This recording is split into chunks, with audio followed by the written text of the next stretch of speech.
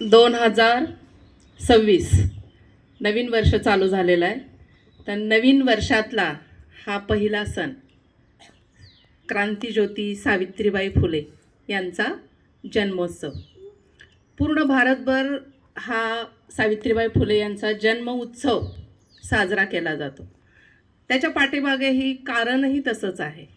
कारण सावित्रीबाई फुले ज्या काळामध्ये जन्मल्या तो काळ असा होता की स्त्रीनं शिक्षण घेणं हेच पाप समजलं जायचं आणि स्त्री फक्त एक उपभोगाचं यंत्र असं समजलं जायचं. त्या काळी फक्त तिला चूल आणि मूल आणि घराचा उंबरठा हेच तिचं राज्य होतं. त्या काळामध्ये सावित्रीबाई फुले आणि ज्योतिराव फुले यांनी त्यांच्या लक्षात आलं की स्त्रीला एवढं जुलूम, अन्याय, अत्याचार, स्वातंत्र्य का नाही, तर तिला स्वातंत्र्य दिलं पाहिजे. ते कशा पद्धतीनं स्वातंत्र्य त्यांना येईल, तर त्यांना शिक्षण दिलं पाहिजे. 19व्या शतकामध्ये स्त्री मुक्ती हा शब्द देखील जन्माला आला नव्हता.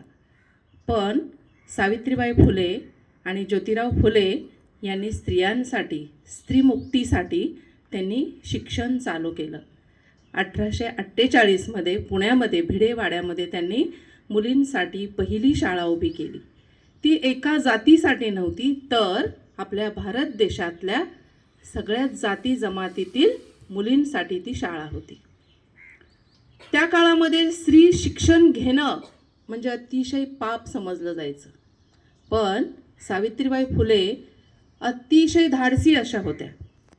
त्यांनी त्या समाजाला विचारलं, स्त्रीनं शिक्षण घेणं म्हणजे पाप आहे, तर स्त्रीनं अज्ञान राहणं हे पुण्य आहे का? त्या काळच्या समाजाला त्यांनी हा प्रश्न केला आणि त्यांच्या विरुद्ध जाऊन त्यांनी स्त्रियांना शिक्षण द्यायला चालू केलं. त्या काळामध्ये आपल्याच देशातील, आपल्याच उच्चवर्णीय असा जो समाज होता, तो स्त्रियांना, त्या समाजातील स्त्रियांना सुद्धा शिक्षण द्यायला मागत नव्हता. आणि हे सावित्रीबाई फुले आणि ज्योतिराव फुले यांनी ओळखलं होतं. जेव्हा स्त्री शिक्षण घेईल तेव्हाच आमचा समाज, आमचा भारत देश सुधारला जाईल. आणि तेव्हा त्यांनी प्रथम पुणेमध्ये भिडेवाड्यामध्ये शाळा चालू केली.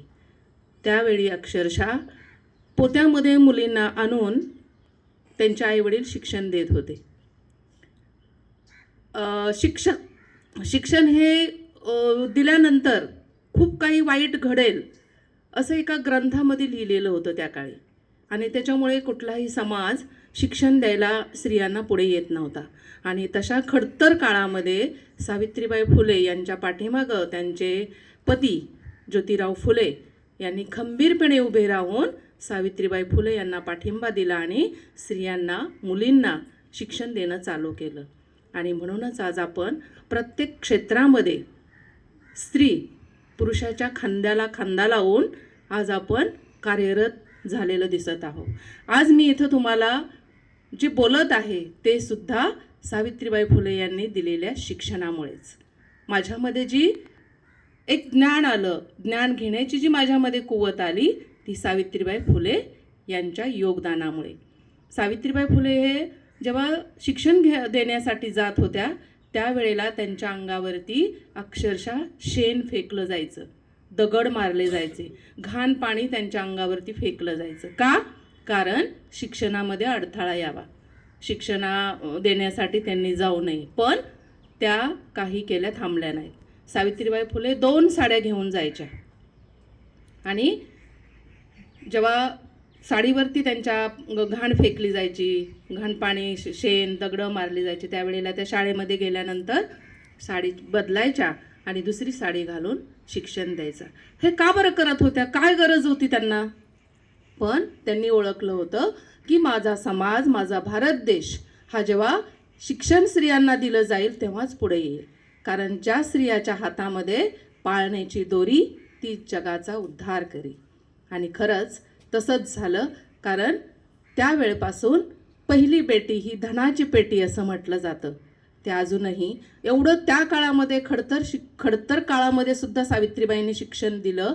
आपण आज खूप प्रत्येक क्षेत्रामध्ये आपण आहोत. मंदिरामध्ये आजही आपल्या इथं मंदिरामध्ये स्त्री पूजा करू शकत नाही, पण संसद भवनमध्ये स्त्री उच्च पदावरती आहे, राष्ट्रपती आहे. तर हे सगळं श्रेय जातं ते सावित्रीबाई फुले यांच्यामुळे. आणि म्हणून आज पुन्हा एकदा सावित्रीबाई फुले यांना शतशः नमन करून मी माझे 2 शब्द संपविते. धन्यवाद.